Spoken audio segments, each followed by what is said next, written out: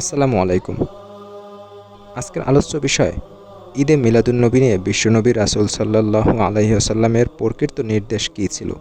রাসূল সাল্লাল্লাহু আলাইহি ওয়াসাল্লাম ১২ রবিউল আউয়ালে জন্মগ্রহণ করেন, তবে একই দিনে ইন্তেকালও করেন। কিন্তু ইতিহাসে কোথাও পাওয়া যায় না যে সাহাবায়ে কেরাম বা খোলাফায়ে রাশিদিন এ দিনকে ঈদ বা উৎসব হিসেবে পালন করেছেন।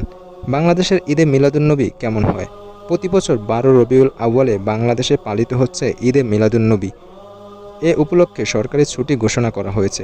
রাষ্ট্রীয়ভাবে জাতীয় পতাকা অর্ধনমিত রাখা হয়, সরকারি ভবনে পতাকা উত্তোলন করা হয় এবং জাতীয় মসজিদ বায়তুল মুকাররমে মিলাদ ও দোয়ার মাহফিলের অনুষ্ঠান করা হয়।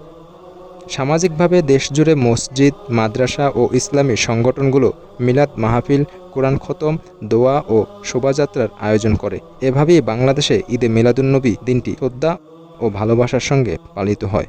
সহিহ মুসলিমে রাসূল সাল্লাল্লাহু আলাইহি ওয়াসাল্লাম বলেছেন, সোমবারে তিনি রোজা রাখতেন, কারণ এ দিনেই তার জন্ম হয়েছিল এবং নবুয়াত দান করা হয়েছিল। অর্থাৎ জন্মদিন উপলক্ষে নবীজির আমল ছিল রোজা রাখা, উৎসব নয়। আরেকটি হাদিসে তিনি বলেছেন, তোমরা আমার জন্মদিনকে ঈদে পরিণত করো না, বরং আমার প্রতি বেশি বেশি দুরূদ। বড় আলেমরা বলেন, মিলাদকে আনুষ্ঠানিকভাবে ঈদ বানানো বিদআত।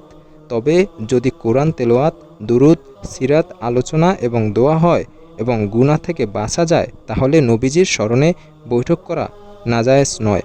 সুতরাং ইসলামী দৃষ্টিকোণ থেকে নবীজির প্রকৃত নির্দেশ হলো তাকে ভালোবাসা, দুরূদ পাঠ করা, তার সিরাত থেকে শিক্ষা গ্রহণ করা এবং আল্লাহর কাছে কৃতজ্ঞতা প্রকাশ করা। এই ছিল ঈদে মিলাদুন্নবী সাল্লাল্লাহু আলাইহি ওয়াসাল্লাম নিয়ে সহিহ তথ্য। প্রিয় দর্শক, এরকম আরও ইসলামিক ভিডিও পেতে আমাদের চ্যানেলটি সাবস্ক্রাইব করে রাখুন।